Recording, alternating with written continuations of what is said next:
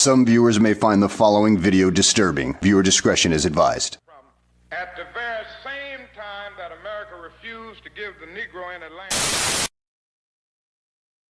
our government was giving away millions of acres of land in the West and the Midwest, which meant that it was willing to undergird its white peasants from Europe with an economic floor. But not only did they give the land, they built land-grant colleges with government money to teach them how to farm. Not only that, they provided county agents to further their expertise in farming. Not only that, they provided low interest rates in order that they could mechanize their farms. Not only that, today, many of these people are receiving millions of dollars in federal subsidies not to farm, and they are the very people telling the black man that he ought to lift himself by his own bootstraps. And this is what we are faced with, and this is the reality. Now, when we come to Washington in this campaign, we are coming to get our check. I remember when the ATL wasn't banging, now they banging, banging, banging, banging, banging, banging, banging. Niggas throwing sets and them bullets start ringing, bitches banging, banging, banging, banging, banging, banging, banging. I remember when the ATL wasn't banging, now they banging, banging, banging, banging, banging, banging, banging, banging. Niggas throwing sets and them bullets start ringing like bang, bang, oh, bang, bang, bitch, nigga, bang, bang, bang, bang. Peace, peace, peace. What's going on? What's happening? Hey, we in the Thought Box, man. Hey, and if you rock out with MD's Thought Box, check me out every Tuesdays and Wednesdays over at the Straight Talk Society with Trevor. I'm over there every Tuesdays and Wednesdays. Tuesday, 6:30. We got TFP, Take Fist Politics, y'all, where we talking about the latest in the news and what's happening in politics right now. With my homeboy, Vancat, producer extraordinaire, Ricardo, and Mike. I'm over there Tuesday, 6:30. Then you got Wednesday, Wrestling with Reality, 6:05 on TBS, the Superstation. I mean, Straight Talk Society, Trev, myself, Vancat, and a host of others. We over there rocking out, talking about what's going on in wrestling right now. We talking about the pay-per-views. We bringing the nostalgia to you. Everything wrestling, we over there talking about it. Wednesdays, 6:05. Check me out over there, the family-friendly version now. MD, Straight Talk Society. Boom.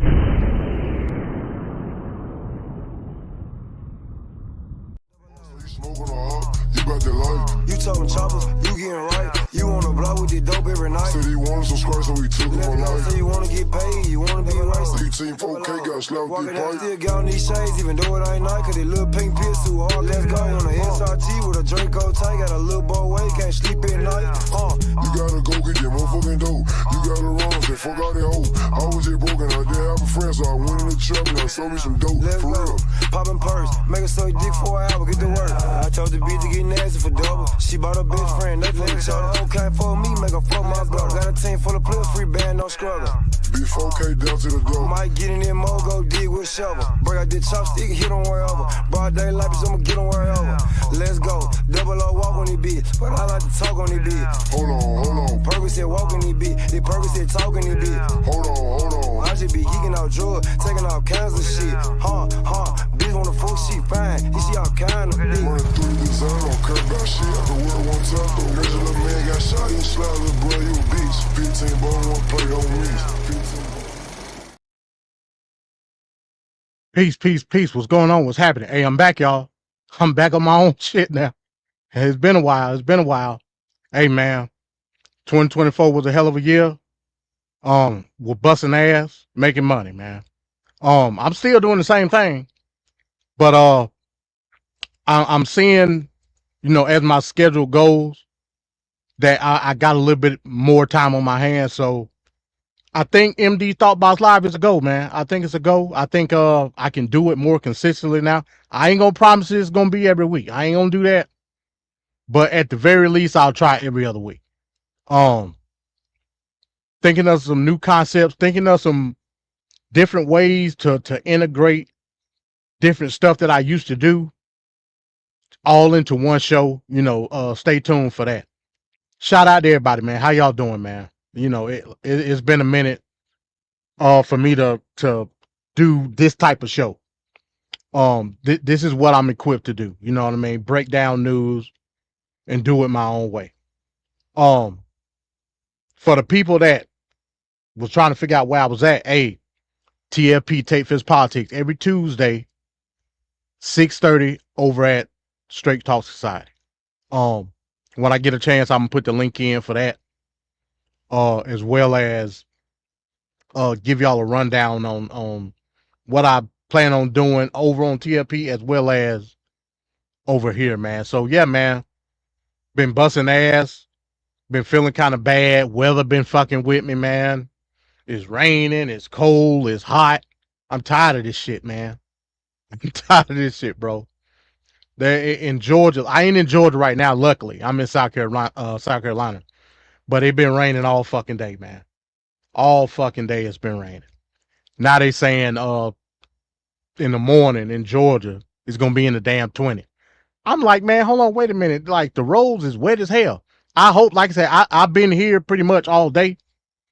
I hope that gave it enough time for that rain to evaporate, because if not, it's gonna be fucked up in the morning, man.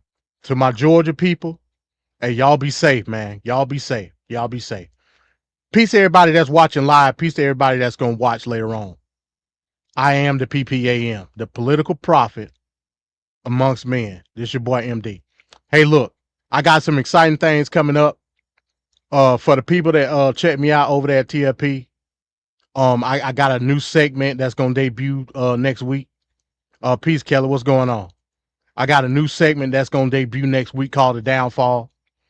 That's gonna be a type of segment. It's not gonna be, for the folks that know about TFP, it's not gonna be like a clip based segment. You know what I'm saying? Like, you know, shout out to Venkat, the producer extraordinaire. I'm not intending to try to copy the stuff that he does. Anybody that knows me, I like to go deep. You know what I'm saying? Psychologically, I wanna break down your ideology to the lowest common denominator. And you know, with these segments that I'm gonna do on The Downfall, that's gonna be my intention. You know, hopefully it can spark debate amongst the panel. Again, shout out to Venkat, shout out to Ricardo, shout out to Mike. That's something that I hope to do every week. I'm gonna try to stay as consistent as I can with that particular segment, because I mean it's not gonna be no more than 7-8 minutes a pop. So hopefully every week I can push that out. As far as over here, again, I'm gonna try to stay consistent now over here as well. I'm not gonna promise every week. I'm not gonna promise every week. But what I am gonna promise to do is try to incorporate a lot of my styles, a lot of the things that I wanted to do from a show standpoint, and try to mesh it all into MD's Thought Box Live. That's what I'm gonna try to do. Like my news segments, those are my short hauls. I'm gonna say this. I haven't contacted these people yet, but I will be contacting them probably this weekend. I'm gonna try to bring in Gideon, and I'm gonna try to bring in Jeremy Dunbar to do a segment on MD Thought Box Live, God and Government. Instead of having a standalone show, I want to do God and Government segment over here. That way we could just knock it out. Peace, Ricardo. What's happening, man? Peace, Angel. How you doing? So I'm gonna try to do all that and try to compress it into a 2-hour show. Today, I'm tired as hell. I've been busting ass all day long. But I want to try to do short haul segment, which will be my news articles and my videos, and then do a God and Government segment, and then do my marquee title segment, which today is the truth about birthright citizenship. And speak of, I don't want to call him the devil, but shout out to my friend Gideon Prime, Apex Truth Chaser. Hey, look, I'm gonna be contacting you sometime this weekend, Apex. if you ain't catch what I just said, I don't, I don't want to try to stretch myself thin. But I think, the stuff that you and Jeremy Dunbar were able to do on the shows that we did have with God and government, I still want to have that. So my intention is to have a God and government segment on MD's Thought Box Live, whether it be 20 to 30 minutes. It ain't got to be long. You know what I'm saying? Because I want to try to compress everything to 2 hours, 2.5 hours, something like that. You know what I'm saying? So I'll be contacting you as well as Jeremy Dunbar, and we'll chop it up, man, and see what we can come up with. But yeah, man, I'm trying to come back full swing, man. With that being said, hey, it's a lot of shit going on. It's a lot of shit going on. Not enough time to talk about it. So without further ado, so we can reserve time for my main talking point, let's get into the news. Let's get into this news. Let's get into this news.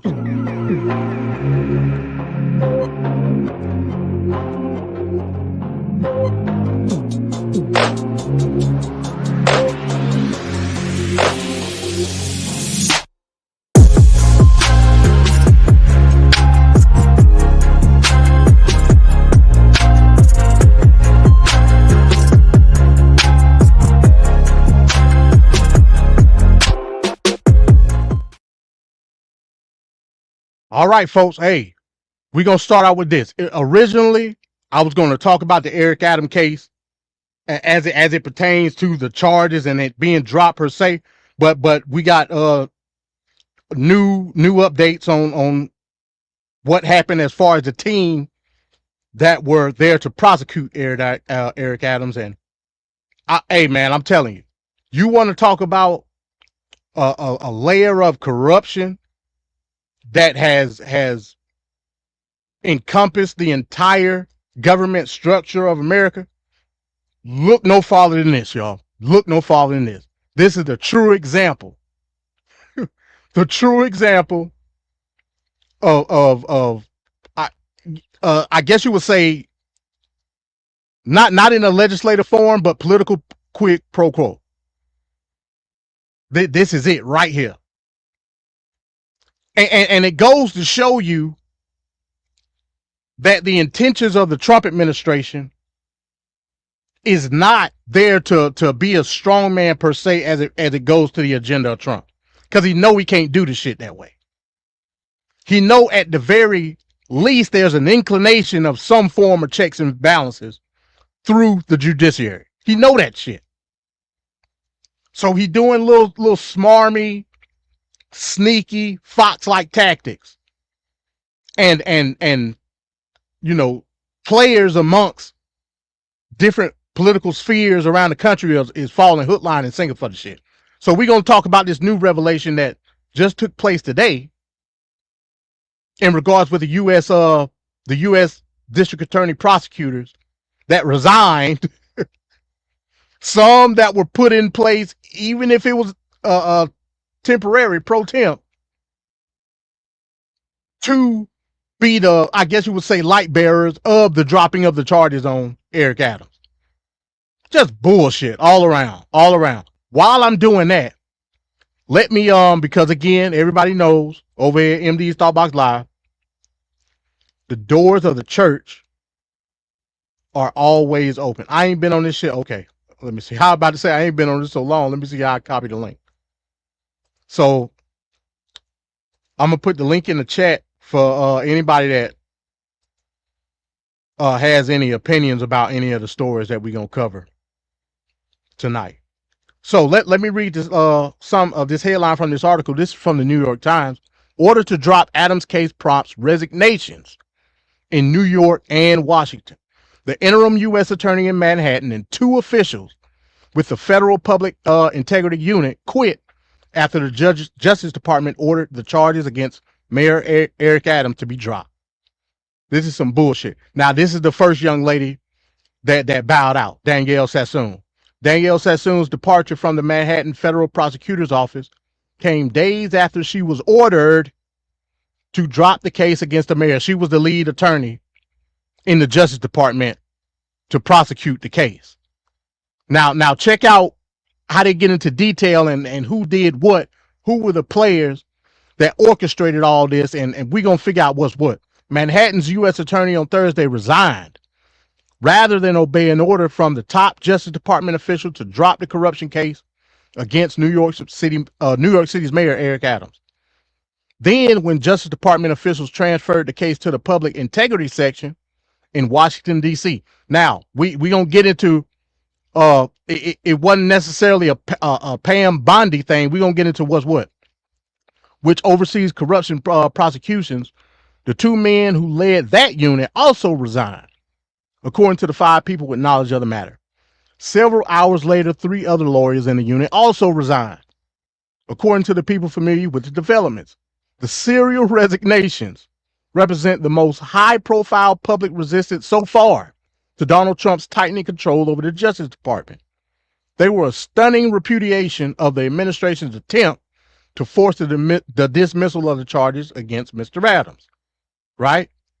It goes on to say that the departures of the U.S. Attorney Danielle R. Sassoon and the officials who oversaw the Justice Department's public integrity section, Kevin O'Driscoll, that's Driz, that's they'll go more into who he is, and John Keller, came in rapid succession on Thursday. Days earlier, the acting number 2 official at the Justice Department, Emil Bove, had ordered Manhattan prosecutors to drop the case against Mr. Adams. So understand the sequence of events.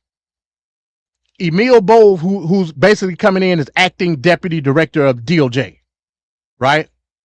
He comes in and appoints Sassoon as lead prosecutor. She wasn't until they made the charges official, like it was just an investigation. She was put as lead prosecutor during Trump's initial reign when he got elected, because everything was acting. You know, there were no confirmations at that time of DOJ, blah, blah, this and forth. Emil Bove was acting deputy director. He was in charge of the case in the New York District Court and put Sassoon, lead investigator, in the case. And then turned around and told her, hey, look, drop the case. This is no thing that happened over the course of months. This like literally happened within a couple of weeks. Literally. Like her lead involvement, as well as her being told to drop the case, and her resignation, all happened in the course of a couple of weeks. Like, this shit is crazy. The agency's justification for dropping the case was explicitly political. Mr. Bove had argued that the investigation would provide Mr. Adams from fully cooperating with Mr. Trump's immigration crackdown. That and that alone is corruption 101. Damn, I can't even say it. Scratch my back, I'm gonna scratch yours. Quid pro quo. That's what that is. That happened to anybody else on a local or a state level, they going to jail. That's just a fact. They go into jail. Hell, basically what the Trump campaign did, well, not the campaign, but the administration did, was not that much different from what Eric Adams did. The only difference is Eric Adams got some kickback for doing so. Scratch my back, I scratch yours. Quid pro quo. This shit is corruption at the highest level of government, and motherfuckers just standing there accepting the shit like it is nothing wrong. You know what I'm saying? Shout out to these U.S. attorneys for having some type of ethical foundation in regards to what they do. Shout out to them.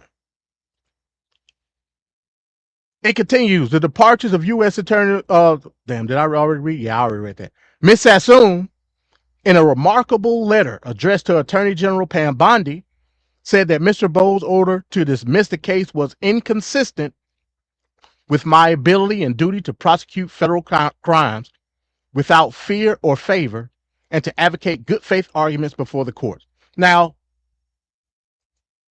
herein lies the question, what are the duties of executive agencies in government? What are their duties? I'm not asking you for specifics per se, because I'm not.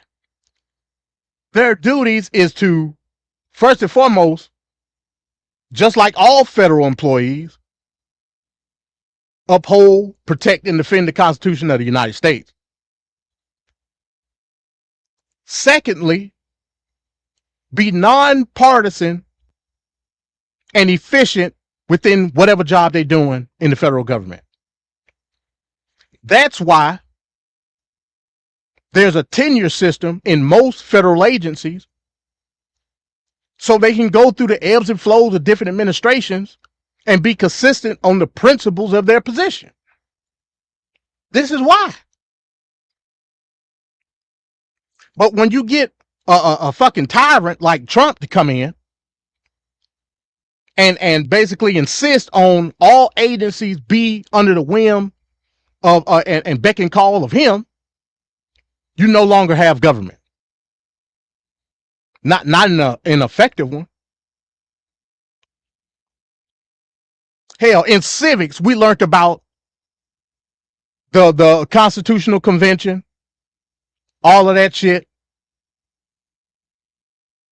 And I believe it was a person that a religious order came up to Benjamin Franklin and said, so what type of government do we have?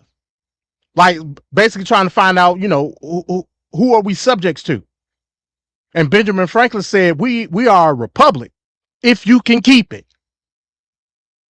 Right now, this shit is slipping out of our hands. That's just a fact. It's slipping.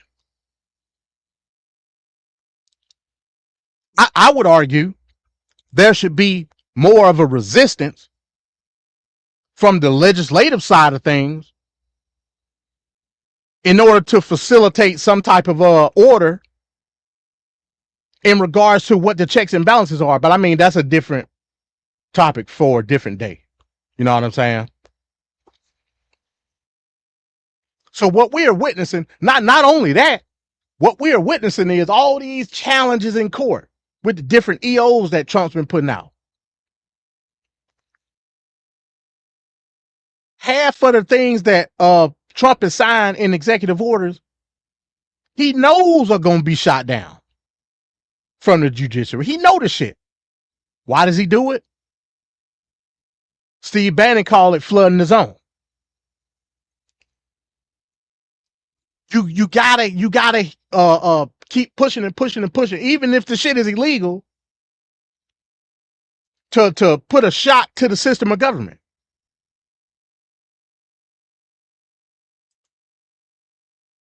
So his strategy, and he's always talked about it, his strategy is not to promote change per se. It is basically to push out as much shit as I can, and let's see what falls through the crack. That's just a fact. Because everybody should know what his true intentions are. And that's to get these billionaires that top money through subsidies and government contracts and tax cuts. That's for you fake populists out there that think Trump is some type of man for the people. The dumbasses out there, the MAGA maniacs. So let's get to the next story. Now this one's interesting. This is for my international crew, right? This is for my international crew. Now, Trump held a press conference today. He talked about a myriad of topics, right? We know that talks have been developing the last couple of days between Trump and Vladimir Putin, right? He's getting the MAGA maniacs riled up and believing that this war is winding down in regards to Ukraine. So apparently he had a call with Putin. I believe it was yesterday. And I believe I gotta check. I believe he did talk to Zelensky today. He talked to Zelensky today. I don't know what's going to come of that. It's still to my belief that from the legislative side, the money is still going to come out some type of way. Whether Congress try to pass a funding bill through reconciliation, or if they try to do another continual resolution coming next month, because, you know, if they don't, the government going to shut down. If it goes to another continuing resolution, Ukraine funding will be in the continuing resolution. I can guarantee you that 100%. Depending on what they can do as far as appropriation, if they do it through reconciliation, now that's another story. I still kind of want to believe that Ukraine funding will be in that as well, because you still got hardcore conservatives that rock with Ukraine. That's just a fact.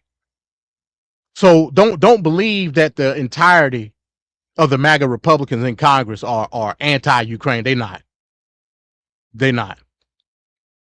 I would argue it's probably 50-50 if you want to keep it real.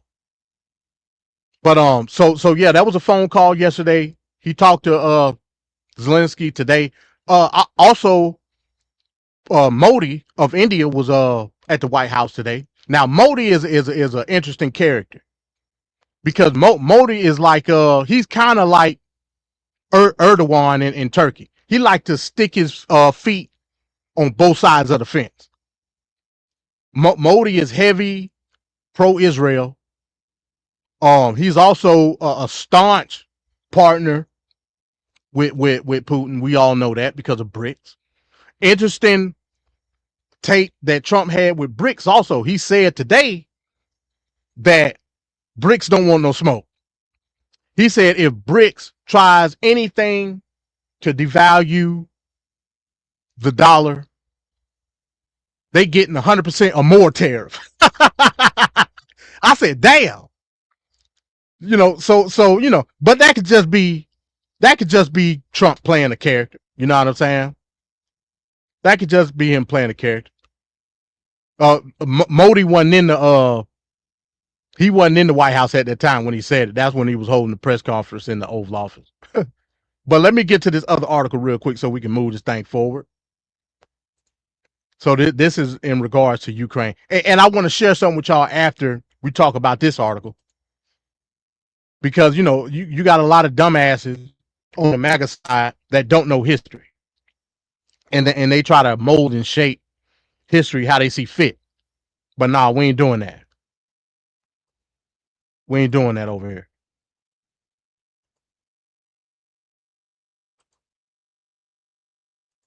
So this article right here is from PBS. It says, in phone call with Putin, Trump abruptly ends U.S. efforts to isolate Russia.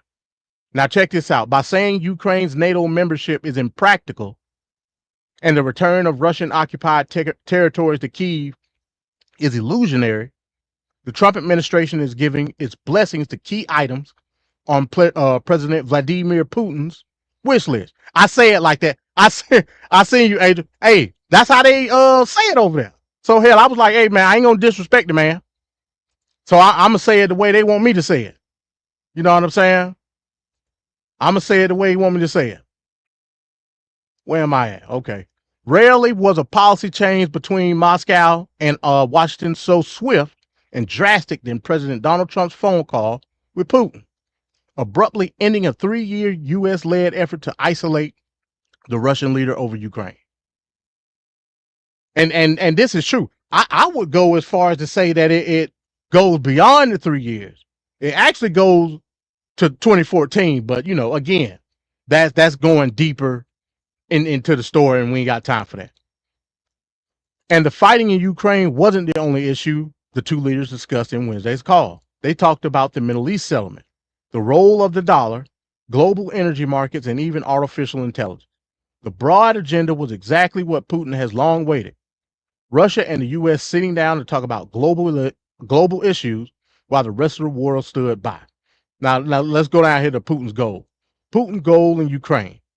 Putin sent troops into Ukraine on February 24, 2022, amid Kyiv's bid to join NATO. Now, put a pin in that, because I'm a refocus on that after we discuss this further. That he had described as a red line for Moscow. He had cast the alliance's eastward expansion as a major threat to Russia and sought NATO's guarantees that it would never offer membership to Ukraine. Now, let me stop right there. First and foremost, let me say this. What was said by Pete Hegseth yesterday and what was said by Trump today, I agree with. Ukraine should not have NATO membership. I'm going to explain why after a little while. It's quite clear why they shouldn't have NATO membership. And the basis of why they shouldn't have NATO membership is the same reason why the U.S. has supplemented Ukraine financially and militarily in its efforts to defend itself against Russia. The two are one and the same. I'm explaining in a minute. Let's continue reading a little bit of this more. It says, after suffering early setbacks, Russia gradually regained the initiative in unleashing a series of offensives across the 1,000-kilometer front line in slow but steady gains throughout 2024. It controls about a fifth of Ukraine's territory, including the Crimean Peninsula, taken in 2014. So we're going to stop it right there. So there was a whole thing. People were making videos saying that, Zelensky is asking for nuclear weapons and, this is the end. It's a wrap, which I kind of agree with. If we're going to look at it optically for what we see in the news. I still believe Ukraine will get the funding. I still believe that until the last man drop. I still believe Ukraine will get the funding. But why did I say that the two are linked together in terms of the motives? Ukraine not having NATO membership and the United States defending Ukraine. Like that don't sound practical. I would agree with you, right? I would agree with you wholeheartedly. But here's the thing. If we talking about history of diplomatic solutions, we got to talk about the Budapest Memorandum. What the hell is the Budapest Memorandum? So let's get into that. And this is the shit that the MAGA maniacs don't know. That's why you must come to the PPAM. And we can study together. I'm not saying I'm all knowing, I'm omnipotent. But my research in political science is unmatched. That's just a fact. So let's go here, right? Let's go here. So this is from the Brookings Institute. Oh shit. Think I messed up. Okay, there you go. Why care about Ukraine and the Budapest Memorandum? This is an article from December 5th, 2019. Before the invasion happened. Let me not say that either, because 2014 was the Crimea annex. So let me not even say that. Since 2014, when Russia annexed Crimea from Ukraine, the United States has provided Ukraine with $3 billion in reform and military assistance and $3 billion in loan guarantees. U.S. troops in Western Ukraine trained their Ukrainian colleagues. Washington, in concert with the European Union, has taken steps to isolate Moscow politically and impose a series of economic and visa sanctions on Russia and Russians. I mentioned earlier, actually the isolation, the political and financial ostracization started way before the invasion of the Donbass. That's just a fact. The furor over President Donald Trump's, this is his first term, Donald Trump's sordid bid to extort the president of Ukraine in investigating his potential 2020 political opponent raises an obvious question. Why should the United States care so much about Ukraine, a country 5,000 miles away. A big part of the reason is that U.S. officials told the Ukrainians the United States would care when negotiating the Budapest Memorandum on Security Assurances, signed 25 years ago this week. That was in 2019. In 1994, Budapest Memorandum, the United States, Russia, and Great Britain committed to respect the independence and sovereignty and the existing borders of Ukraine, and to refrain from the threat or use of force against the country. Now remember, the countries were the United States, Russia, and Great Britain. Those assurances played a key role in persuading the Ukrainian government in Kyiv to give up what amounted to the world's third largest nuclear arsenal, consisting of some 1,900 strategic nuclear warheads. Now, you will ask yourself, how in the hell did Ukraine have so many nuclear warheads? Well, when the USSR broke up in late 1991, there were nuclear weapons scattered in the resulting post-Soviet states. The George H.W. Bush administration attached highest priority to ensuring this would not lead to an increase in the number of nuclear weapon states. Moreover, as it watched Yugoslavia break apart violently, the Bush administration worried that the Soviet collapse might also turn violent, raising the prospect of conflict among nuclear-armed states. Now, again, just to reiterate, after the Soviet Union collapsed in 91, all of the former territories of the Soviet Union had stockpiles of Soviet weapons. In Ukraine, they happen to have all these damn this nuclear arsenal. At the time, Bush was like, "Hey man, damn, like we gonna have to work this out." I'm not gonna go through. Moreover, I know the story. It bled into the Clinton administration. Bled into the Clinton administration. Clinton said, "Look, we got to come to some type of agreement. We first and foremost, we can't have these stockpile of nuclear warheads in Ukraine. That's a powder keg waiting to explode. With the Soviet Union right next door, not Soviet Union at that point. At that point, it's the Russian Federation, waiting to explode. Like, man, look, we're gonna have to come up with something. We're gonna have to bring Russia to the table." At that time, I believe. I'm trying to think. It wasn't Gorbachev was already gone. I'm gonna have to look. Let me see who was the president at that time in '94. Let me see. Just a little history lesson. Russia, 1994. Oh, Boris Yeltsin, of course. So they had to bring. They said, "Hey, look, man, Boris, we gonna have to do something. I can give you guarantees. We get these warheads out of Ukraine. Ukraine, hey, look, we need these warheads. We're going to give you security assurances." That security assurance still stands today, folks. Why in the hell do they need to be in NATO when the United States, the biggest player in the game, is providing you security assurances? Why? They don't need to be in NATO. Britain, arguably the second most powerful in terms of military equipment and at least in the West. So you got number one and number two giving you money and giving you armaments. Why in the hell they need to be in NATO? They don't. That's just a fact. Nobody has broken that treaty thus far.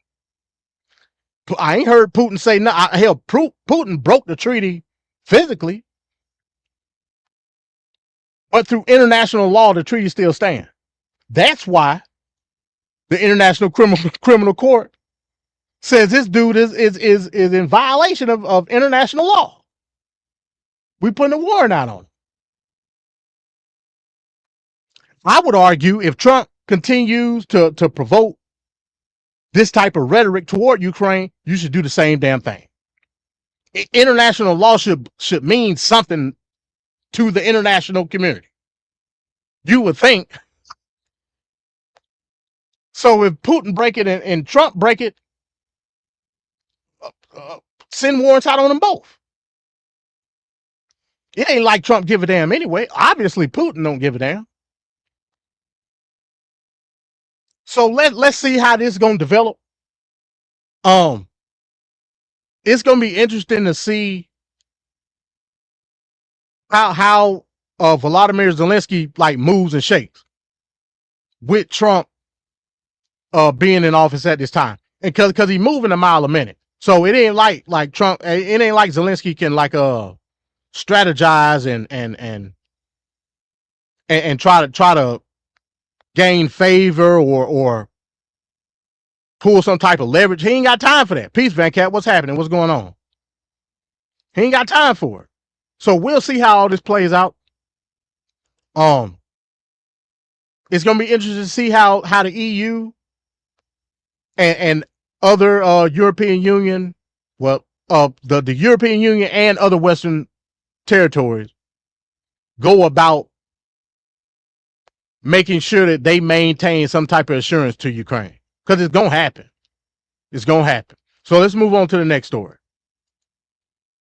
So let me play this video real quick. Let me play this video. Tell me what y'all think about this. Very interesting. What the hell's going on? Okay, here we go. Everything moving so slow. Tell me what y'all think about this.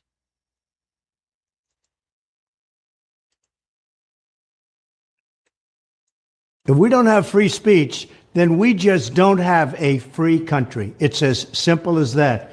If this most fundamental right is allowed to perish, then the rest of our rights and liberties will topple, just like dominoes, one by one. They'll go down.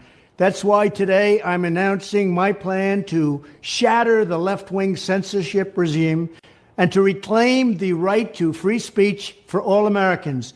And reclaim is a very important word in this case because they've taken it away. In recent weeks, bombshell reports have confirmed that a sinister group of deep state bureaucrats, Silicon Valley tyrants, left-wing activists, and depraved corporate news media have been conspiring to manipulate and silence the American people. They have collaborated to suppress vital information on everything from elections to public health. The censorship cartel must be dismantled and destroyed, and it must happen immediately. And here's my plan. First, within hours of my inauguration, I will sign an executive order banning any federal department or agency from colluding with any organization, business, or person to censor, limit, categorize, or impede the lawful speech of American citizens. I will then ban federal money from being used to label domestic speech as mis- or disinformation. And I will begin the process of identifying and firing every federal bureaucrat who has engaged in domestic censorship, directly or indirectly, whether they are the Department of Homeland Security, the Department of Health, Human Services, the FBI, the DOJ, no matter who they are. Second, I will order the Department of Justice to investigate all parties involved in the new online censorship regime. Okay, so he said that he would fire any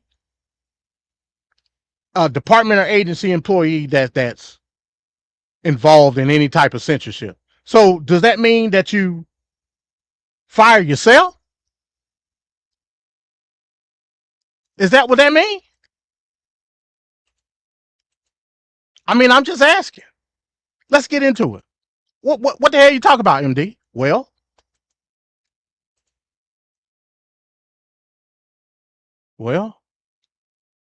like how you say, well,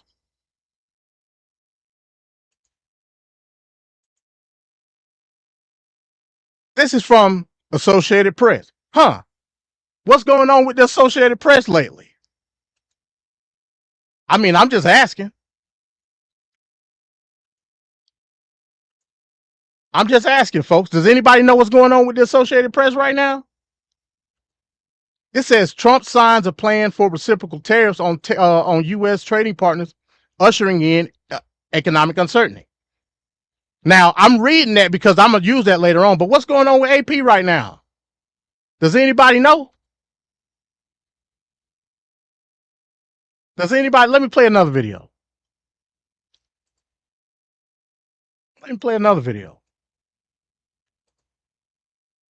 Which White House official made the decision to bar the AP reporter from the Oval Office and the diplomatic reception room last night? Well, first of all, let me just set the record straight. It is a privilege to cover this White House. It's a privilege to be the White House press secretary. And nobody has the right to go into the Oval Office and ask the President of the United States questions. That's an invitation that is given.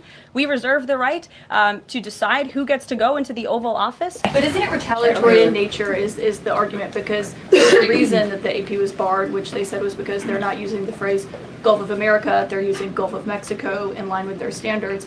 And so the question here is this setting a precedent that this White House will retaliate against reporters who don't use the language that you guys believe reporters should use? And how does that align with the First Amendment commitment that you were just talking about? I was very upfront in my briefing on day one that if we feel that there are lies being pushed by outlets in this room, we are going to hold those lies accountable. And it is a fact that the body of water off the coast of Louisiana is called the Gulf of America. And I'm not sure why news outlets don't want to call it that, but that is what it is. The Secretary of Interior has made that the official designation in the geographical identification name server, and Apple has recognized that, Google has recognized that, pretty much every other outlet in this room has recognized that body of water as the Gulf of America, and it's very important to this administration that we get that right, not just for people here at home, but also for the rest of the world. This is some of the stupidest shit I ever seen in my life. The most dumbest shit.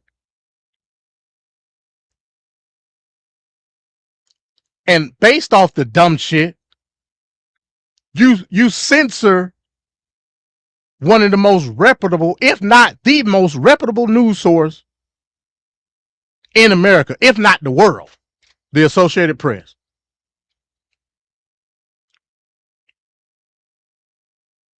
This shit is crazy. What do I hear from MAGA maniacs all the fucking time? They don't know what free speech is, first and foremost. Free speech and freedom of the press is intertwined. Secondly, they don't know what the fuck free speech is.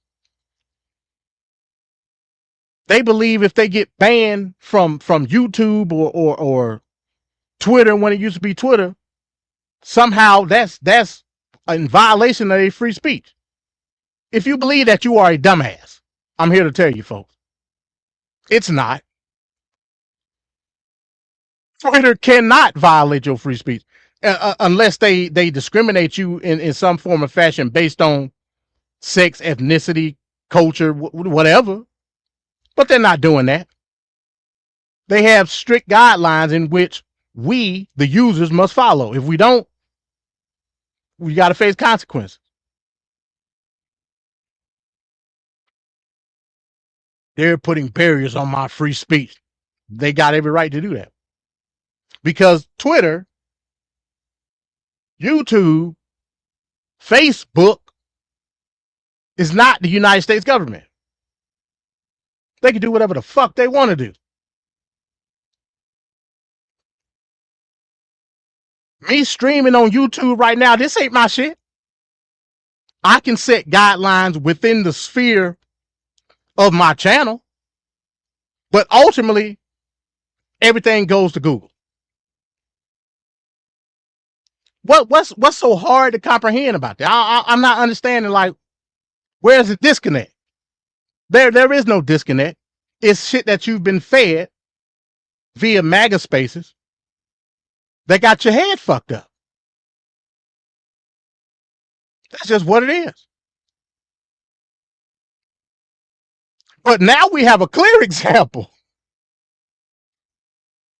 of the actual government obstructing a reputable news source that has credentials to be at the White House, mind you, being censored based off the idiotic notion that this body of water is called the Gulf of America. Who gives a damn what it's called?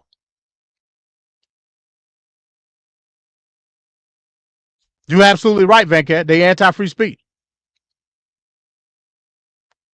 They anti-free speech. These people are idiots, man.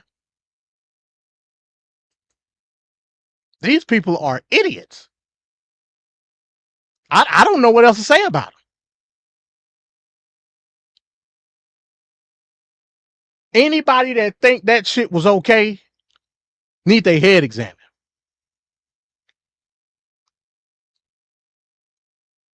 That's just a fact, folks. I mean, and I don't think this is the last of it. Caitlin Collins has been at every press secretary conference. She's been at every Oval Office conference. I don't know how long she got, because Caitlin Collins is pretty much, she be front and center at every event. Trump got a little pissed off with her today. So, just like Trump said in that video, the dominoes will fall, and the media in itself are the dominoes, because he's gonna get rid of all their ass. He gonna censor all of them that don't fit his agenda. That's called a dictatorship, folks. After a while, it's gonna be true state-sanctioned media. RT America. And you motherfuckers think that's okay. You people are dumb. I'm telling you that right now. You people are stupid. But I'm fully convinced at this point. I think you motherfuckers want a dictator. You want a king. That's what you want. You motherfuckers don't stand on the Constitution at all. I don't want to hear that shit from no bill-bellied redneck crowd. I don't want. Don't mention the Constitution. That's my document. Don't mention it. You say something about the Constitution now, it's like you calling me a nigga at this point. We might have to go to blows. That's just a fact. You motherfuckers don't believe in that shit. You don't believe in it.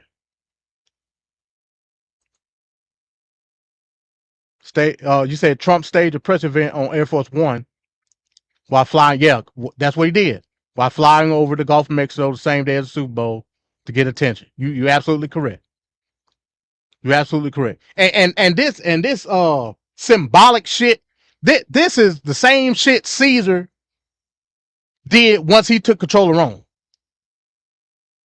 Every chance he get to have a photo op, to be on TV, he gonna take it. And you motherfuckers say, well, Trump's been on TV more than Biden was the whole 4 years. You think that shit is some type of accolade?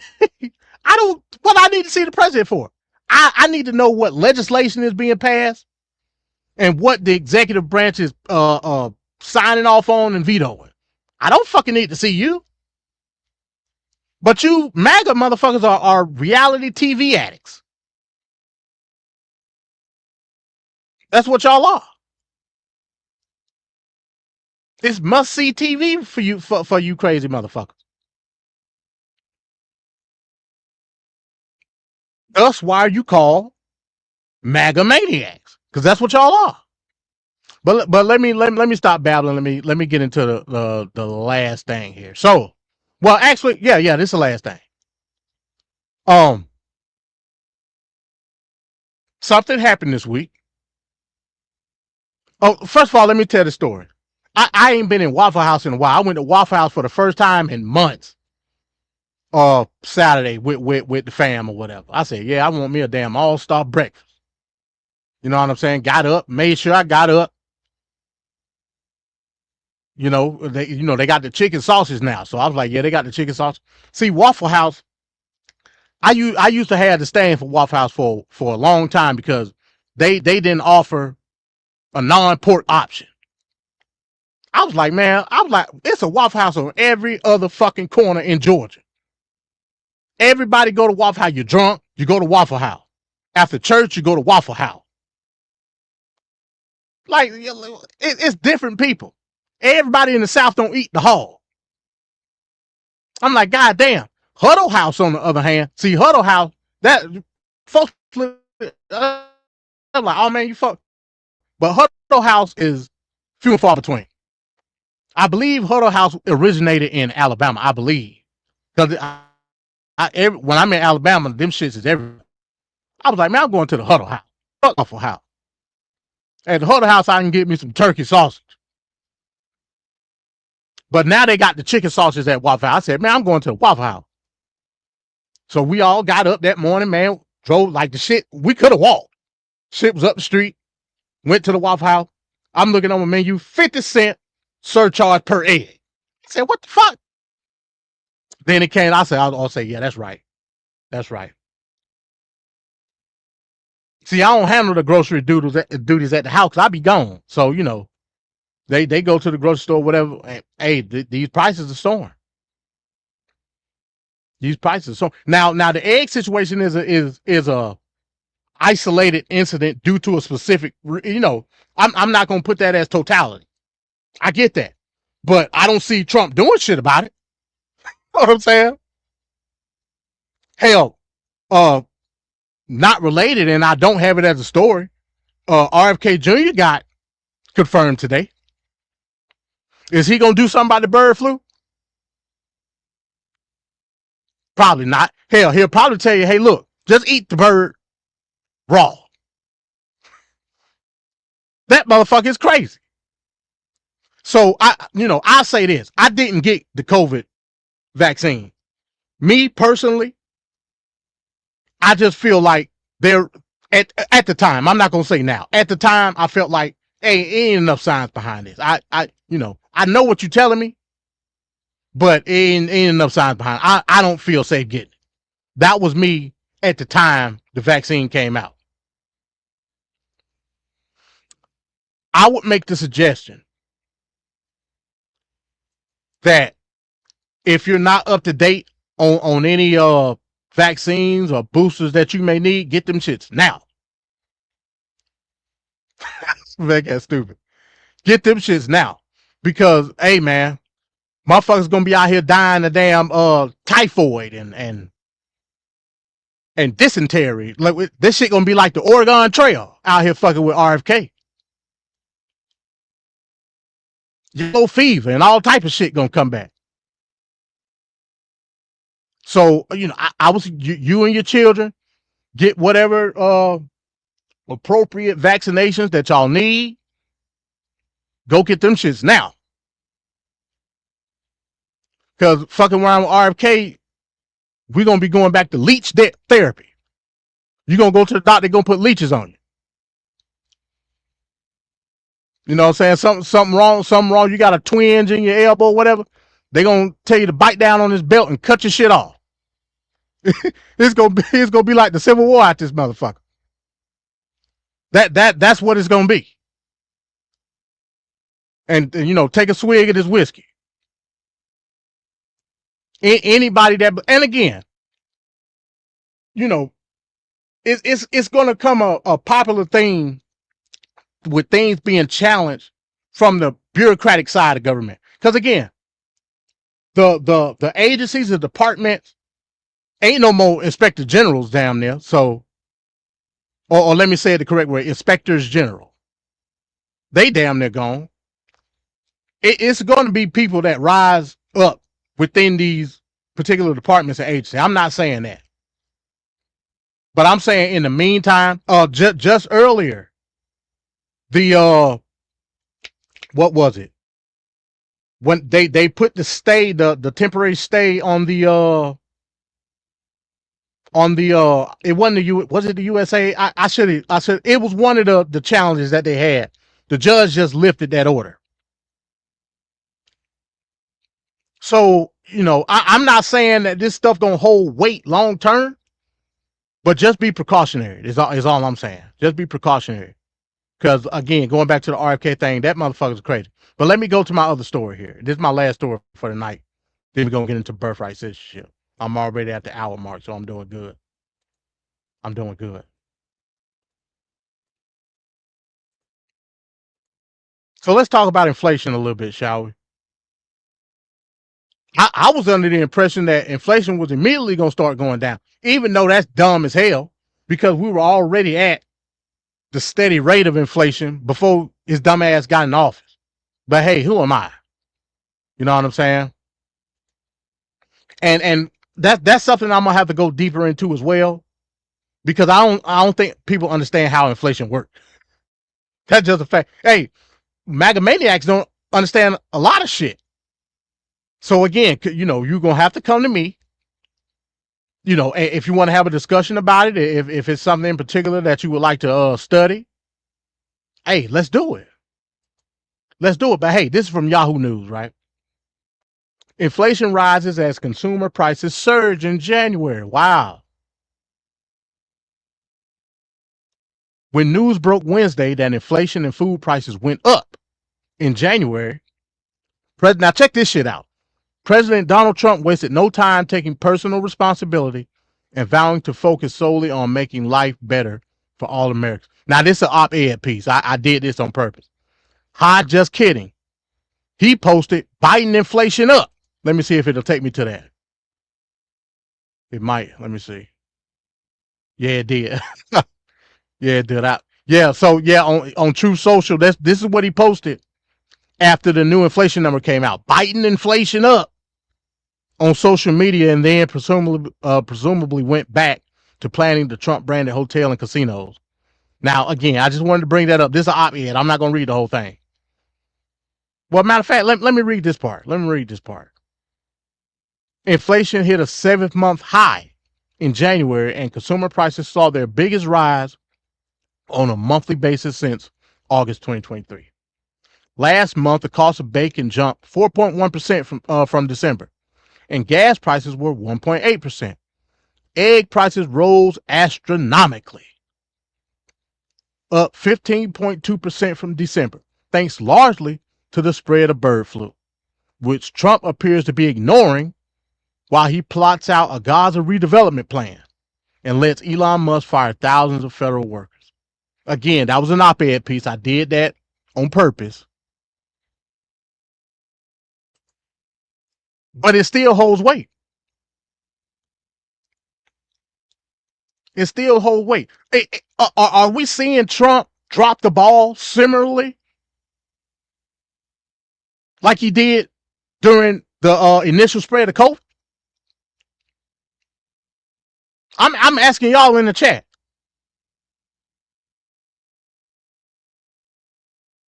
I mean, that's a general question. We're seeing a direct impact on a health issue, and there has been nothing concrete said by Caroline Leavitt, said by Trump himself, said by RFK Jr., anybody in Health and Human Services, anybody from USDA. I ain't heard shit.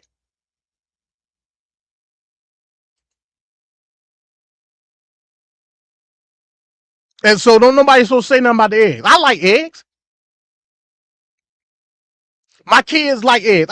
I go through, like I said, when I'm there, I know for a fact every week 18 count of eggs are bought every week.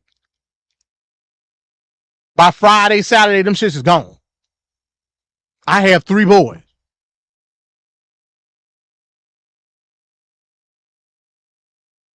My twins, they like to make egg sandwich. They'll scramble the egg themselves and make egg sandwich with some hot sauce. They like them shit. I think it's nasty, but they like them.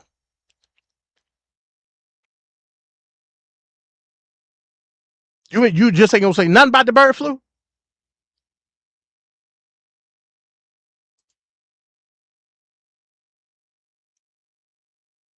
You know what I'm saying? The last outbreak of avian flu we had, they would talk about potential of basically human contact. What were they not, Venkat?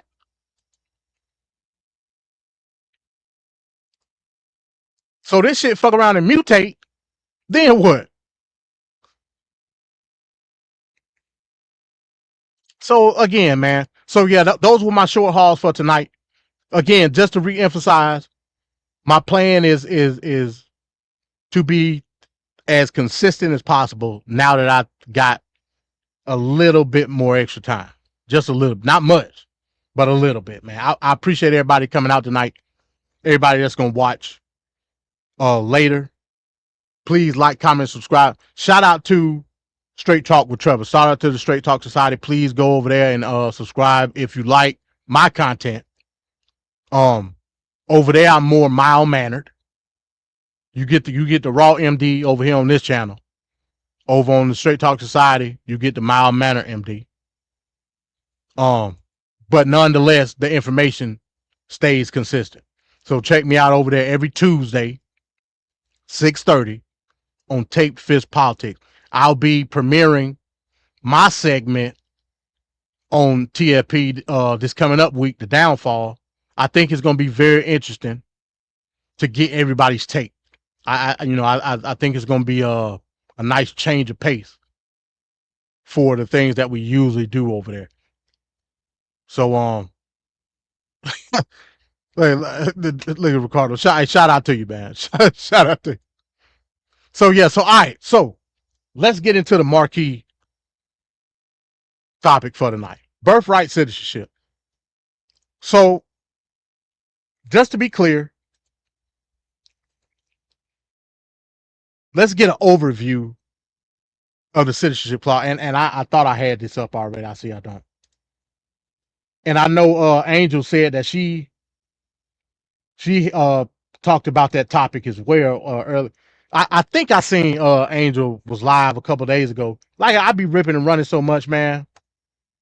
It's hard for me to keep up, man, especially with everybody dropping videos. Let me go to the Citizenship Clause within the 14th Amendment. I think that's important to get a baseline for it. Then they go think. Get a baseline of what we're talking about here. All right.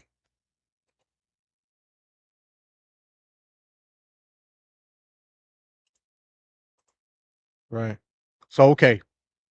14th Amendment. Let me make sure it's good on. 14th Amendment. Oh, damn. What the hell? Oh, I messed up, y'all. My bad. Like I said, man, I'm trying to get back used. I ain't been on StreamYard like running the controller in so long. I'm like, damn. Oh, damn, it's gone. Uh-oh. Yeah, I'm jacking up, man. Hold on. What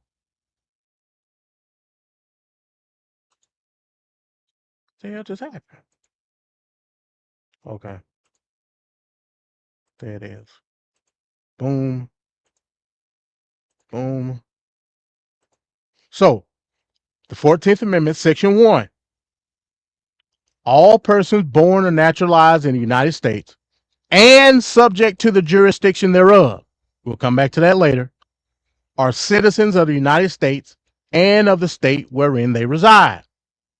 No state shall make or enforce any law which shall abridge the privileges or immunities of citizens of the United States. First of all, what does that mean? No state shall make or enforce any law that shall abridge the privileges or immunities of citizens of the United States, meaning the privileges or immunities are the Bill of Rights. So no state can supersede the Bill of Rights for any citizen of the United States. They just can't do it. Nor shall any state deprive any person of life, liberty, or property without due process of law, nor deny to any person within its jurisdiction the equal protection of laws. That's what they call the Citizenship Clause of the 14th Amendment. Now, that particular part of the amendment that's highlighted is very, very important because that's what we're talking about tonight. All persons born or naturalized in these United States of America and subject. So it's compounded. It just ain't all persons born and naturalized and subject to the jurisdiction thereof are citizens of the United States and of the state wherein they reside. People like to go to born and naturalized and stop. That's it.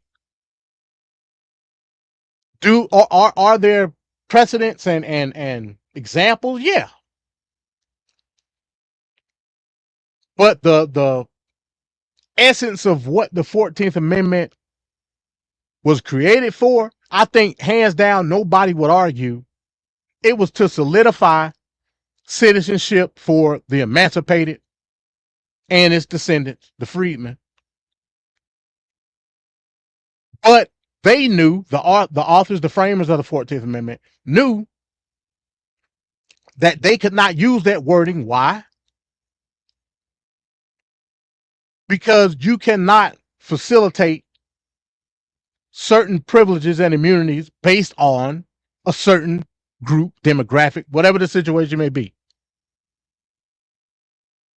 Well, you might say, well, that was a long time ago. It wasn't no such thing as, well, it kind of was. Because prior to the 14th Amendment,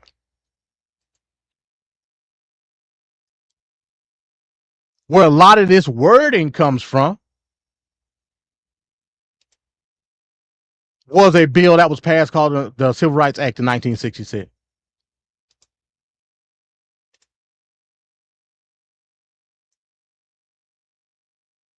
So to give further context, we must go to that piece of legislation. I want to get the right one. Where is it at? Hold on.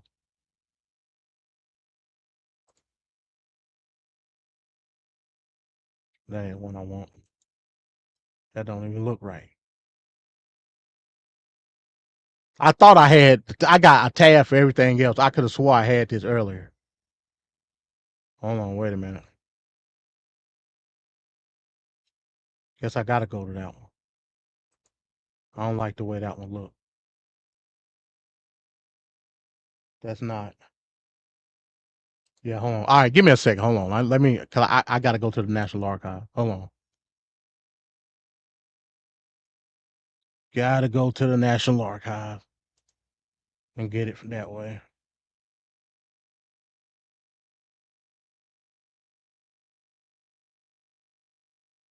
Gotta get it that way. So all of the things as it pertains to birthright citizenship were already set in stone prior to the 14th Amendment through the Civil Rights Act of 1866.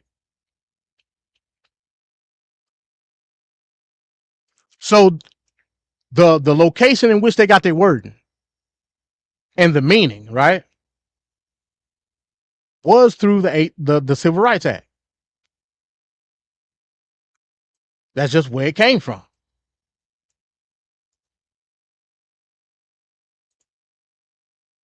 That's just why is everything jacking up now? I don't understand what's going on. I don't want all the titles, man. I just want the birthright. Hold on, man. Everything, man. I don't know what's going on with my damn.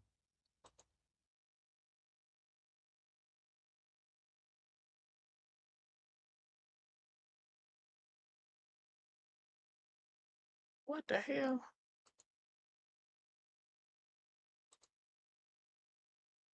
Why is it coming up blank? Technical difficulties, man. Hold on. Let me go to the chat. It said, MD, I'm going to catch the replay tomorrow. Got to get up early to slave in the morning. Hey, I feel you, bro. I feel you. No doubt, man. Appreciate you coming through.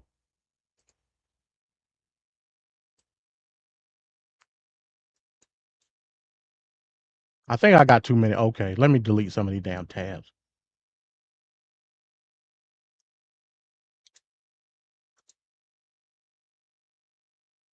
delete some of these damn tabs here.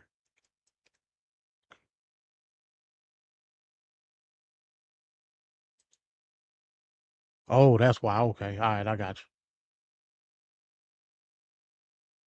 you. I got you.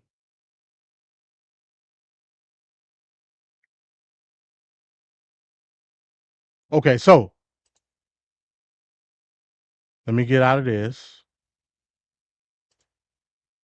Let me share this Wikipedia, right? Because I don't know what the hell going on with National Archive. Like it was coming up blank. Okay. So content. This is, again, just for context, this is just a Wikipedia page. Civil Rights Act of 1866. We're going to scroll down. Content. With an incipit of an act to protect all persons of the United States and their civil rights and furnish the means of their vindication. You know, the act was declared that all people born in the United States who are not subject to any foreign power are entitled to be citizens without regard of race, color, or previous condition of slavery or involuntary servitude. So, when the 14th Amendment says subject to the jurisdiction thereof, they're saying that you must be subject to the complete jurisdiction of the United States. How does one become subject to the jurisdiction of the United States? The only way that you can do that is through either lineage born or naturalization. That's the only way you can do it. Now, some will argue, hey, that's not true.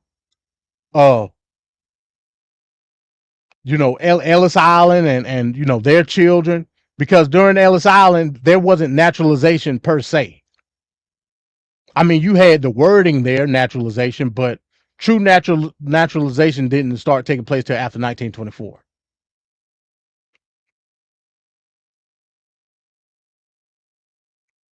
So you really can't use that argument. Us being freedmen, we were naturalized. See, and this is another thing. I agree with the tenets of us being day one citizens. No question about it. Once our ancestors, the first ones, set feet on this land and got off that boat, thus we became United States citizens. Now that's just my personal opinion. But if I'm gonna be technical, we too were naturalized. Well, how were we naturalized? We were naturalized through the 13th Amendment. The 13th Amendment did what? Prohibit slavery.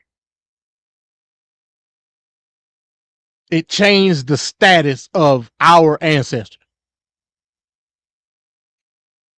We went from enslaved to emancipated through a process of naturalization via legislation. Whereas immigrants that come here, their process is through the Naturalization Act, through another piece of legislation, but it's an actual process.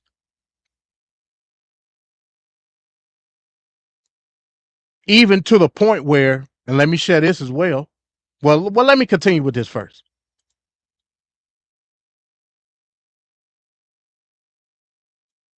So it says foreign power are entitled citizens without regard of race, color, or previous condition of slavery or involuntary servitude. A similar provision called a Citizenship Clause was written a few months later into the proposed 14th Amendment to the United States Constitution. The Civil Rights Act of 1866 also said that any citizen has the same right that a white citizen has to make and enforce contracts, sue or be sued, give evidence in court, and inherit, purchase, lease, or sell, hold, convey real estate, personal property. Now, I often bring up, and I got this shout out to Naheem Lord Abba. He always bring up this court case, the court case in Connecticut that challenged that very principle in the Civil Rights Act of 1866, where it was a black man that was inheriting land from a white person, and they said he couldn't do it. And they went to this very act to justify ruling in the black man favor. And that's also where you get one of the first instances of a Supreme Court ruling that labels freedmen as the definition of the black people that were emancipated and their descendants, not just the ones that were emancipated at that point. So anybody that's of black American heritage is by label in terms of legislative status a freedman. So what I would argue is, if you know race is going to be shot down and trigger strict scrutiny, why use race when you got a title right there that's put before you? Hey, but again, sidetrack.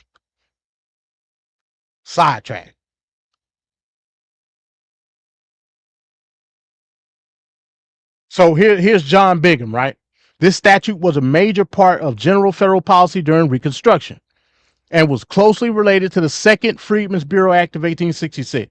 According to Congressman John Bingham, the 7th and 8th sections of the Freedmen's Bureau Bill enumerate the same rights and all of the rights and privileges that are enumerated in the first section of this Civil Rights Bill. So we see that the Civil Rights Act of 1866 was the precursor to the actual amendment that was codified into law via the United States Constitution, the 14th Amendment. It's being very specific in its wording. I would argue that the Civil Rights Act is more specific than the Citizenship Clause, because they're referring you to the Citizenship Clause in the 14th Amendment. The only thing that the 14th Amendment did is codified. That's it. The Civil Rights Act is the actual language. After enactment of the Civil Rights Act of 1866 by overriding a presidential veto, remember, Andrew Johnson vetoed pretty much all the Reconstruction as soon as he got in office. Luckily, we had the radical Republicans in, and they overrid his veto because they had supermajority. Some members of Congress supported the 14th Amendment in order to eliminate doubts about the constitutionality of the Civil Rights Act of 1866, or to ensure that no subsequent Congress could later repeal or alter the main provisions of the act. Thus, the Citizenship Clause in the 14th Amendment parallels citizenship language. I just said, and likewise the Equal Protection Clause. And then, of course, they ratified the 14th Amendment in 1868.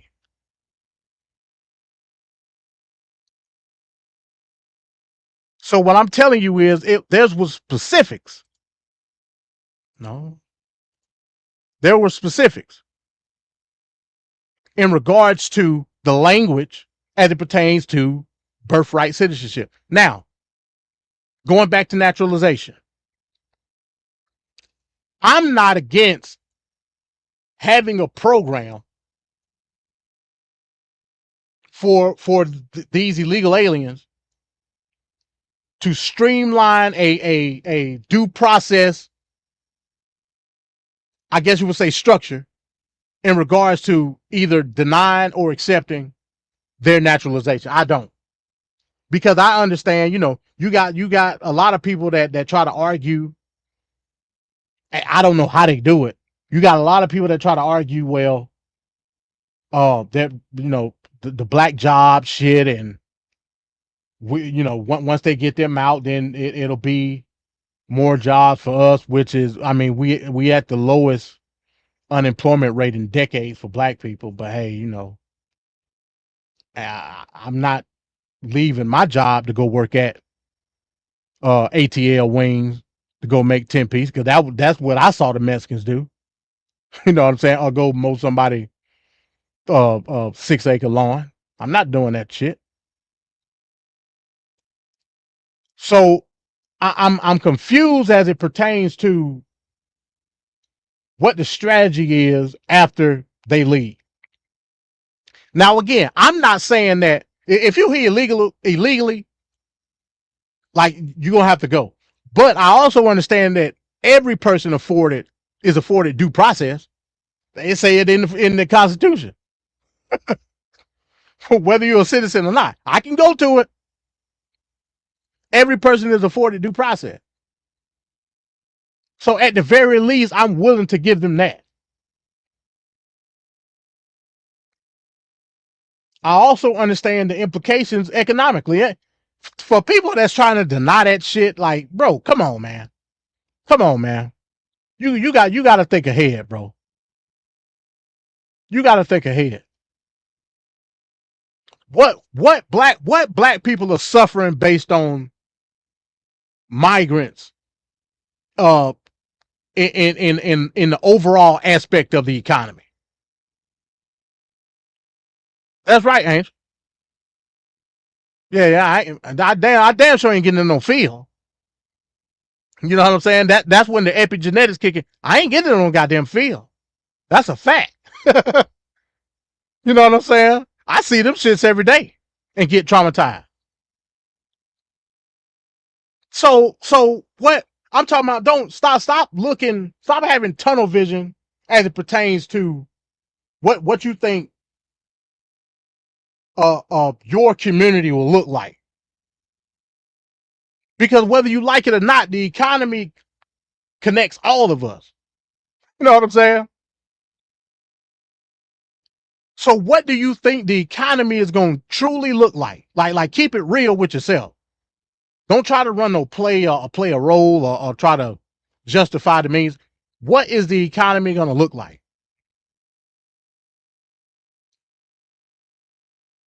Overall, it's going to suffer. Why? Because growth leads to a better economy. Economic growth, that's their money too. They money is built into economic growth, whether they get it under the table or not. Just a fact. So I'm not gonna sit up here and say that all is bad. Do we need immigration reform? Absolutely. But do I look at what Trump is doing as the solution? Hell no. I just don't. I'm sorry. But I can also understand that there are isolated incidents. For instance, Chicago. What's happening in Chicago is not a good look. But hell, y'all voted for him. It's like that shit was yesterday.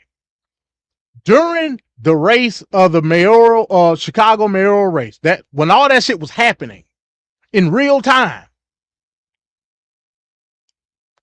I was telling y'all, I was over there at the Nine Arena, over with Sunblack, telling people, hey, look, man, this is what he wants. Don't do it. It's another guy, Paul Vallis. Vote for him. Nobody listened to the political prophet. And now everybody up in arms complaining, bitching, and whining. I don't give a damn. I tried to tell you. But even with that incident, no reform was put into place. None.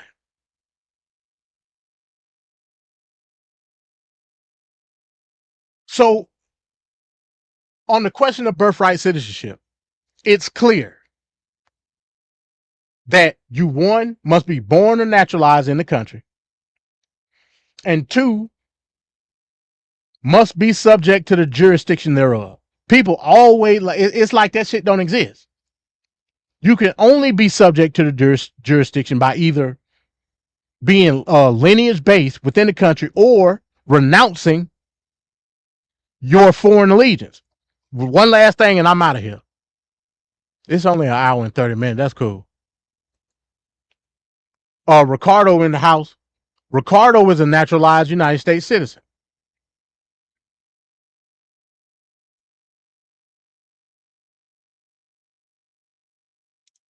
He's a naturalized United States citizen, right?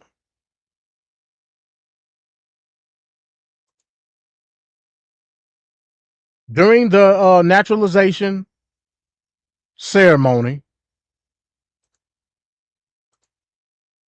during the naturalization ceremony,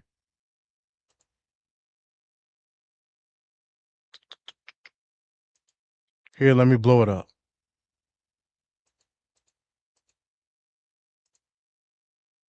So this is a naturalization oath of allegiance to the United States. This is sanctioned by the United States Citizenship and Immigration Service. Oath, I hereby declare on oath that I absolutely and entirely renounce and abjure all allegiances and fidelity to any foreign prince, pontificate, state, or sovereignty, of whom or which I have hereto been a subject or citizen, that I will support and defend the Constitution and laws of the United States of America against all enemies, foreign and domestic, that I will bear true faith and allegiance to the same, et cetera, et cetera.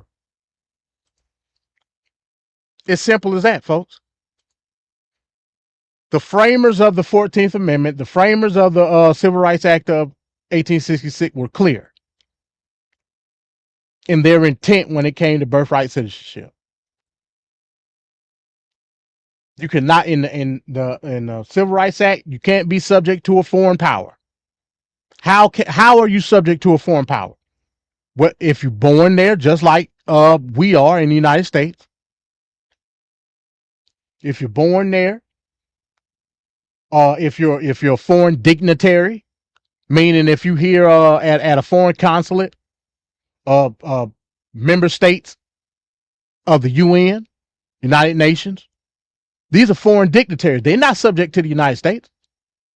Now, that's not to say they can just go around killing folks and stealing stuff out of stoves and it ain't gonna be no type of consequence. But it's not gonna be the same type of consequence as if me and you do it. Because it's international law involved. Because treaties are broken and all that type of shit. They're not subject to the jurisdiction of the United States. They're not. Nor are their children. You know what I'm saying? Ambassadors that live over here in consulates in the United States, they have kids over here. Their kids are not United States citizens.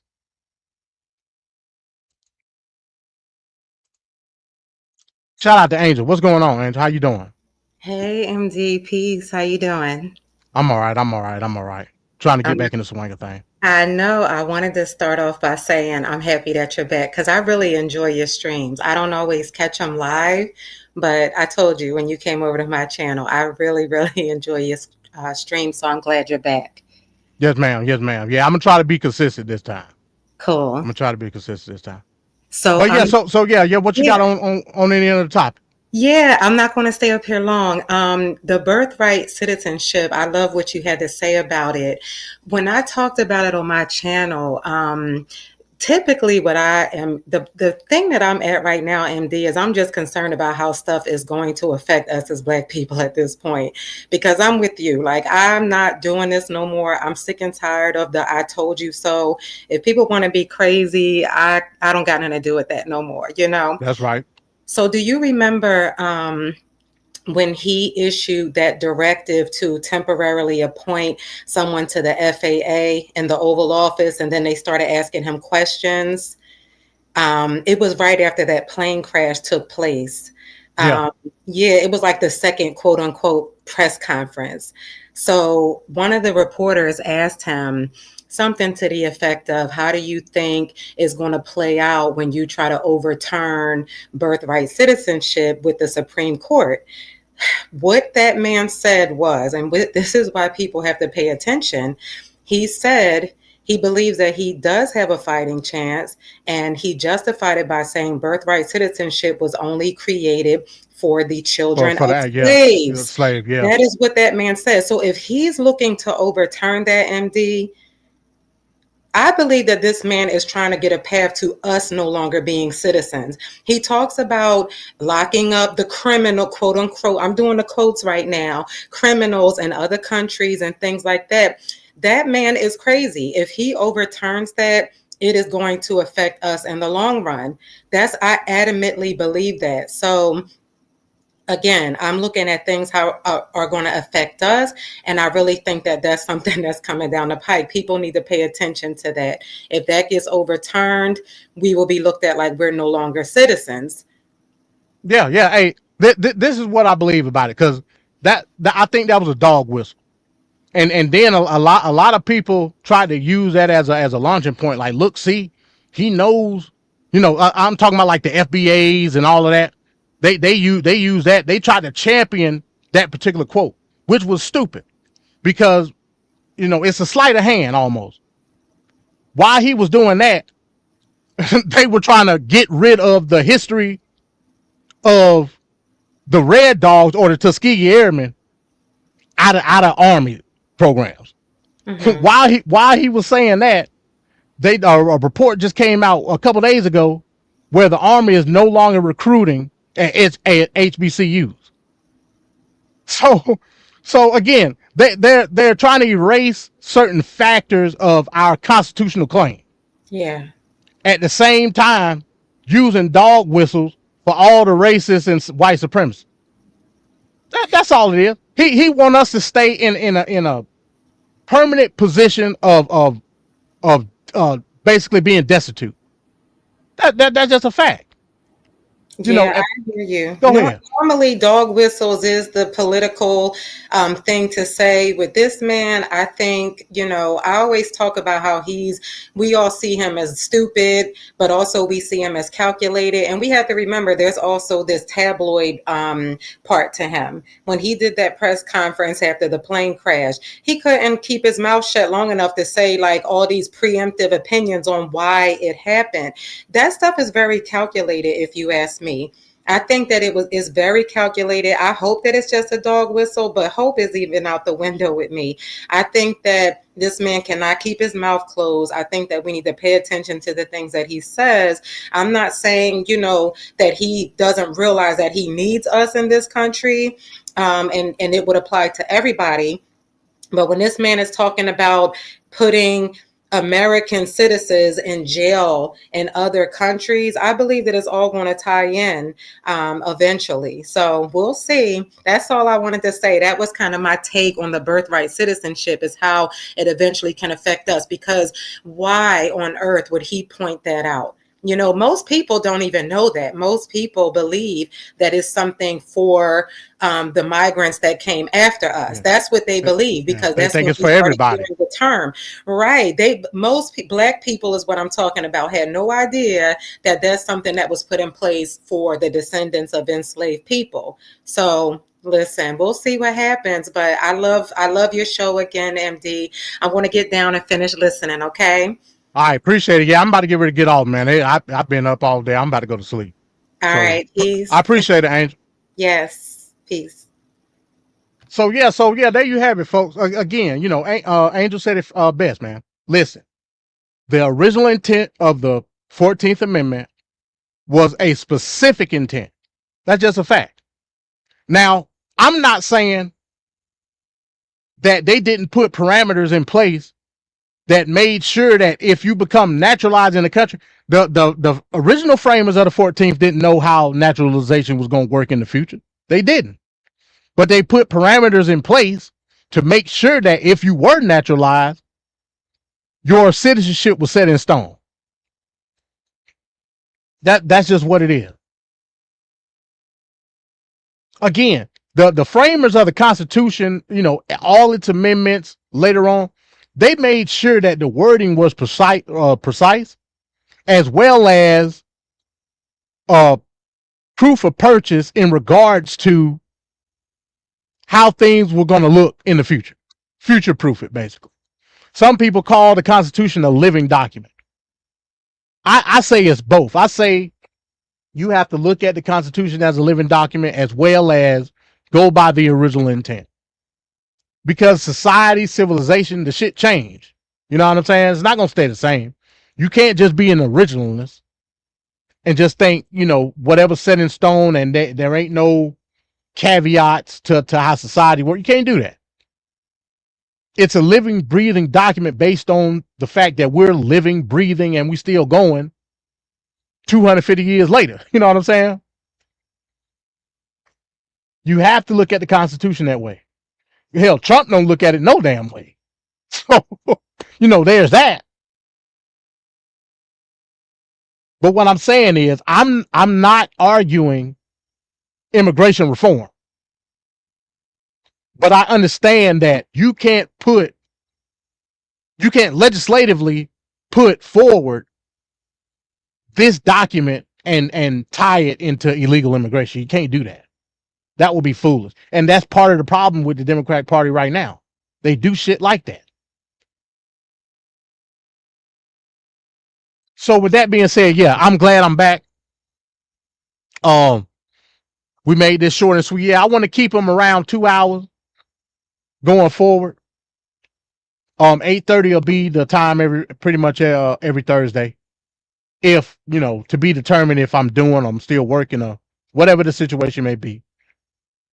But I'm always consistent. See, I ain't got to do the work at Take Fitz Politics. All I got to do is show up. I put my headset on here. A lot of times I'm still driving while the show going. So I ain't got to do the work at TFP. So every Tuesday I'm there. You know what I'm saying? And I freestyle it because I don't know what segments Van Cat put together. I don't know. I just show up. You know what I'm saying? But with me having more input in regards to me implementing my own segment on TFP, plus me doing MD Thoughtbox Live, try to do it every Thursday. I think we can have a more sustained conversation throughout the week with a lot of the different stuff. You know what I'm saying? So we'll see how everything work out. Like I said, I'm gonna reach out to Gideon. I'm gonna reach out to Jeremy Dunbar this weekend. What I want to do, see, like the show right now, I'm only hour 40 minutes in, and I'm about to wrap up.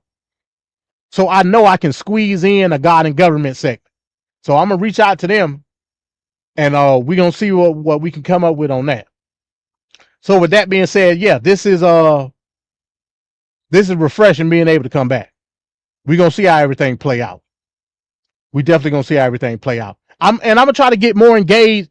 I ain't really been engaged like amongst the community like that in a while.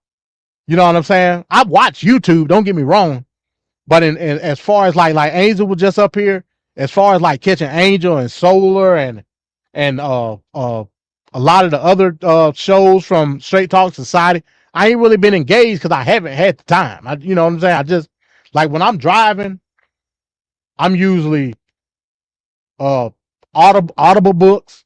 You know what I'm saying? New York Times Speechify. I do shit like that because those type of shows, when I'm driving or working or whatever, it keep me sane. You know what I'm saying? And I'm always looking for constant information as it pertains to like political shit. So I'm engaging in a lot of that stuff. Usually a lot of time when people in the community come on, it's at night and I'm out. You know what I'm saying? I'm out of there. On Tuesdays, I'm on TFP. And once TFP over with, depending on what I'm doing, I usually got to go take a shower, eat, and go to sleep. Every other Wednesday when we do the rest of the show, same thing. Today, I was able to stop early and set the show up and get my tab. I thought I had all my tabs up. Get my tabs up. I think I'm gonna experiment with some different stuff. I've been tinkering with OBS. I might try to do OBS. I don't know. I might do like a little test run next week. So yeah, I've been tinkering with it a little bit. So I might try to do it. I think OBS, the way I want to present stuff, is better than the layout of StreamYard. That's just in my opinion. That's just my opinion. But we gonna see how everything play out, man. Be on the lookout for more shows like this. I may start doing shorts. I may break this show down into shorts. I'm gonna try to stay engaged as I can. I think it's important for me to do that. Usually a lot of times I'm looking for like a I ain't gonna say a debate, but see, last couple of weeks, the MAGA Maniac's been over there at TFP. I was like, okay, yeah, let me see. I get the MAGA maniacs over here. Because that's who I really want to have a discussion with. If I can get some of them MAGA maniacs to come over here like they was coming over there at TFP, then it's a problem. It's a problem. I don't even know where the hell they came from. Well, I may have an idea. But, but again, man, Trevor, he been doing great work promoting Straight Talk Society, and, they consistent with what they do, and I'm glad I can be a part of it. You know what I'm saying? So, if anybody feels as though, my dialogue, anything that I can input is of value, I appreciate it. You know what I'm saying? But yeah, I'm gonna try to stay as engaged as I can, and we'll see how it go, man. But yes. So next week, TFP Tuesdays at 6:30, Straight Talk Society. Go check me out over there. I'll be unveiling my new segment, and we'll see how it goes with MD's Thought Box Live. With that, I appreciate everybody that came through. Everybody that's gonna watch later. But I'm tired as hell. And I'm about to get ready to go to sleep. So with that, I say peace. Some viewers may find the following video disturbing. Viewer discretion is advised. At the very same time that America refused to give the Negro any land, our government was giving away millions of acres of land in the West and the Midwest, which meant that it was willing to undergird its white peasants from Europe with an economic floor. But not only did they give the land, they built land-grant colleges with government money to teach them how to farm. Not only that, they provided county agents to further their expertise in farming. Not only that, they provided low interest rates in order that they could mechanize their farms. Not only that, today many of these people are receiving millions of dollars in federal subsidies not to farm, and they are the very people telling the black man that he ought to lift himself by his own bootstraps.